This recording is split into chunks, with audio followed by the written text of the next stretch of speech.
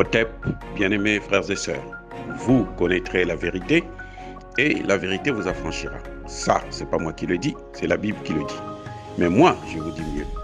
Vous connaîtrez la vérité historique, notamment celle de vos ancêtres kémites, et vous aurez une vision globale de ce que c'est que la vraie souveraineté politique.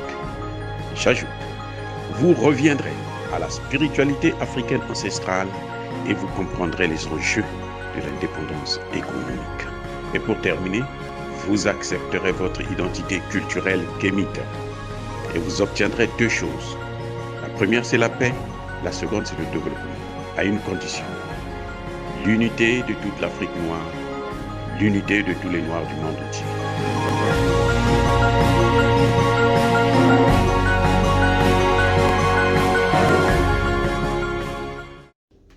Il y a quelques semaines, près d'une cinquantaine de soldats ont été assassinés, tués, parce qu'ils n'avaient même pas de quoi manger, ils n'avaient même pas de munitions, obligés de chasser pour se nourrir. Le gouvernement élu démocratiquement n'arrivait pas à les nourrir. La population en a marre. Le peuple était frustré de voir un tel scandale,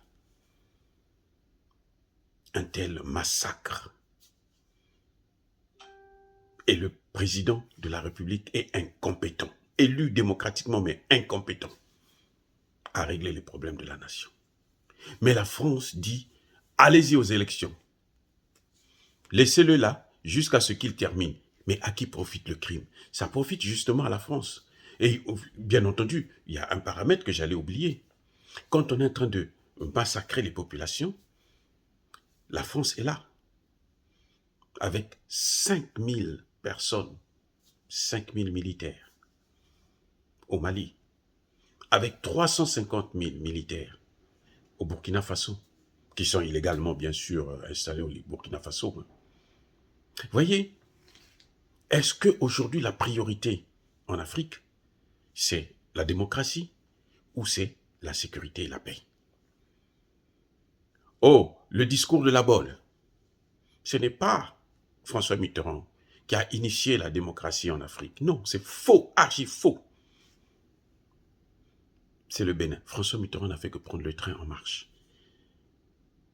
En 1990, quand François Mitterrand proclame son discours de la Bolle, quand il prononce ce discours, ce fameux discours qui est devenu pour les Français, c'est comme s'ils avaient apporté la perle, l'or noir en Afrique, ils avaient amené Dieu en Afrique.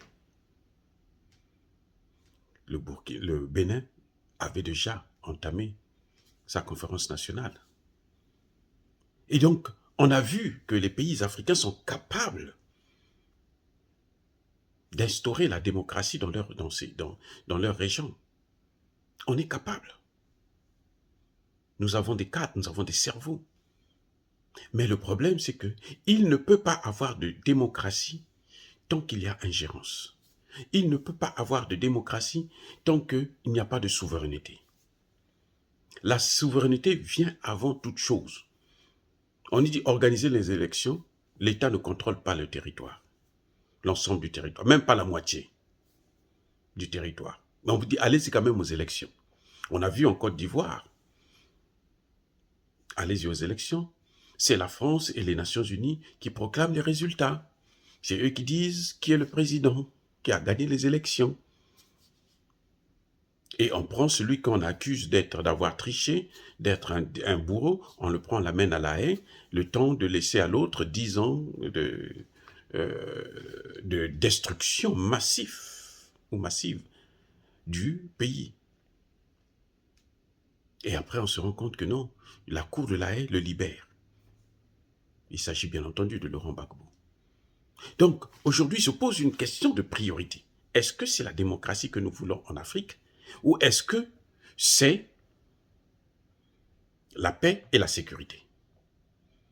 Maintenant, on doit se poser une question. Qui doit déterminer les besoins de nos pays? Est-ce que c'est à la France de déterminer les besoins de l'Afrique, des pays africains, du Mali, du Burkina Faso, de la Guinée, du Niger, ainsi de suite? ou bien c'est aux populations africaines de décider de leurs priorités. Il y a un grand débat qui se pose là.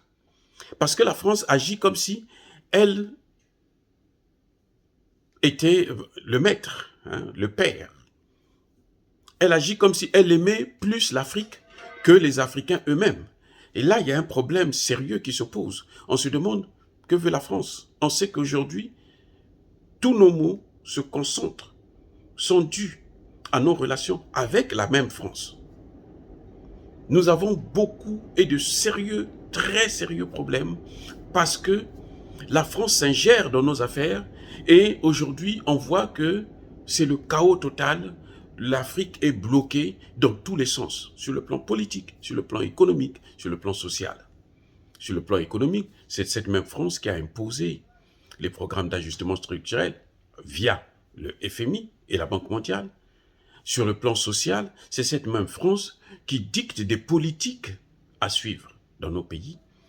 Et maintenant, les populations disent, on en a marre. Qui doit donc écouter? La population ou la France? Qui doit donc écouter? La population ou Emmanuel Macron avec son Le Drian et Parly? Ça, c'est le problème qu'il y a aujourd'hui en Afrique. Qui est celui qui aime mieux l'Afrique que les Africains? Qui est celui qui doit déterminer les priorités des pays africains? Est-ce que c'est la CEDEAO qui est manipulée, qui est la chambre de résonance de la politique française en Afrique maintenant, et l'Union africaine, ou bien ce sont les populations? Mais encore, il y a un problème, c'est qu'on dit, il faut la démocratie. Il faut aller aux élections. Lesquels qui vont voter? C'est la population, non? Si on dit que la démocratie, là, ils veulent la démocratie, non? Ceux qui doivent voter, ce sont lesquels? C'est pas la population. Mais cette population dit, nous, on veut ces militaires-là au pouvoir. On n'a pas besoin des élections maintenant. Nous, on veut que ces militaires-là puissent régler les problèmes sociaux, politiques, économiques et surtout sécuritaires. C'est cette population qui le dit. Et donc, un gouvernement qui essaye de se dire que, bon, moi, je veux me donner les moyens pour régler ce problème sécuritaire, la France condamne ce gouvernement. La France mène une guerre sans merci contre ce gouvernement. Est-ce que c'est logique? Est-ce que la France est logique avec elle-même? On se demande même si la France comprend bien les concepts de ingérence, de démocratie, et c'est incroyable. Il faut que des ministres comme Le Drian puissent repartir à l'école pour étudier. C'est un historien, certes, mais l'histoire, ce n'est pas la politique, la science politique, ce n'est pas la diplomatie. C'est peut-être ça qui manque à ces gens, la compréhension des concepts. Ils ont tellement un esprit de paternalisme, ils ont tellement de difficultés à se détacher de cet esprit colonial, hein, que, bon, pour eux, ils pensent que ce qu'ils disent, c'est ce qui est mieux pour les populations africaines, notamment aujourd'hui le Mali, le Burkina Faso ou la Guinée. Ce n'est pas à la France de décider quoi que ce soit. Ce n'est même pas à la CEDEAO. Ce n'est même pas à la CEDEAO de dicter les priorités, de déterminer des priorités d'un peuple. Ce peuple est majeur. Là, on a vu le cas d'Assimi Goïta, quand il y a eu les sanctions de la CEDEAO. Il a demandé à mobiliser la population. Il y a eu une démonstration de force jamais vue dans le monde. Il a, sur une population de 16 millions d'habitants, il a réuni 4 millions. Mais c'est incroyable. 4 millions. Alors que tous les présidents élus, aucun d'eux n'a réussi à réunir même 2 millions seulement. Donc voilà, aujourd'hui nous avons en Afrique un problème de priorité. Quelle est la priorité? Est-ce que c'est la démocratie ou c'est la sécurité? Si c'est la démocratie, alors on va aux élections, même si le pays est occupé. Et puis il va continuer à être occupé. Et puis les populations vont continuer à pleurer leur mort. Si c'est la sécurité, alors coller la paix à ces militaires. Mais cette question de priorité, engendre une autre question, qui est celle de savoir qui doit déterminer les priorités dans ces pays africains.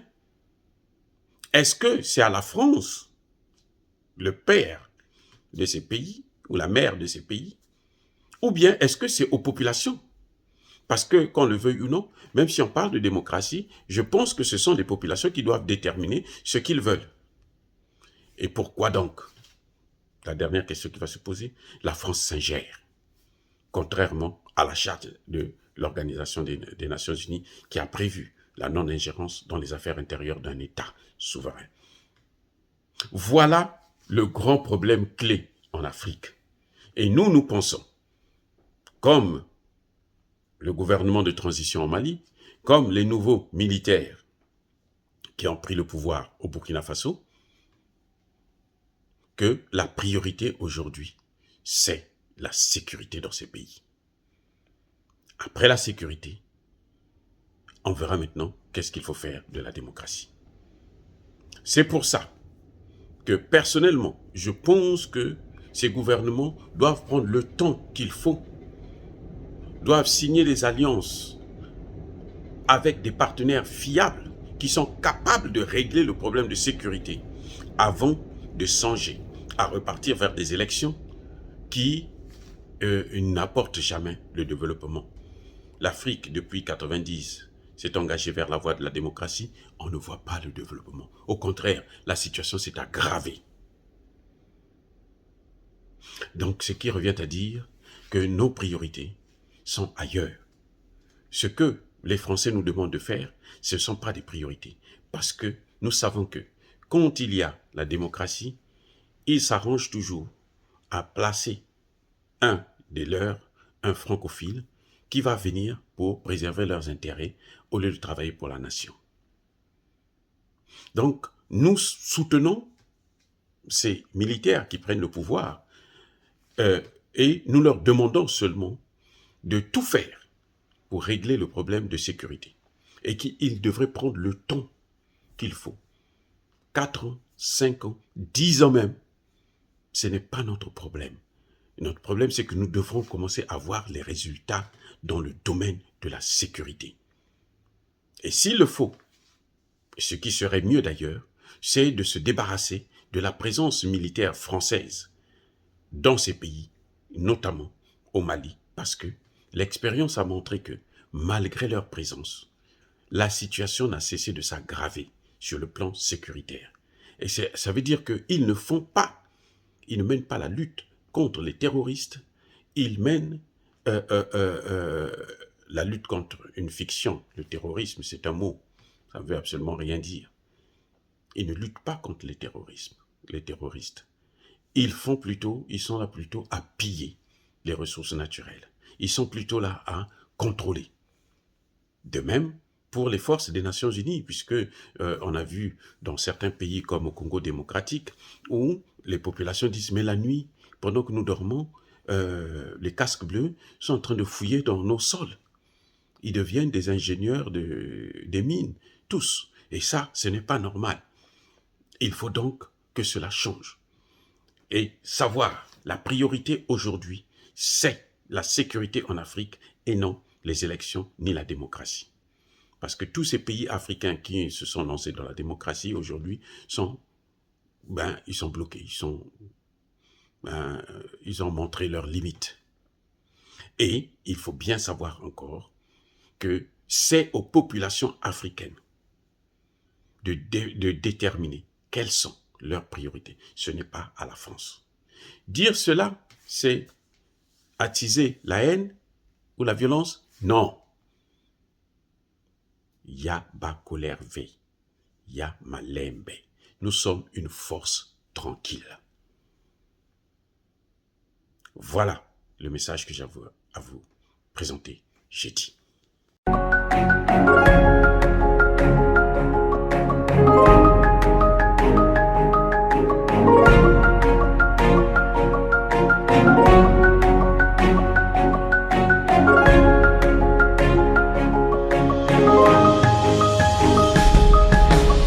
Eux, ils marchent par la foi et non par la vue.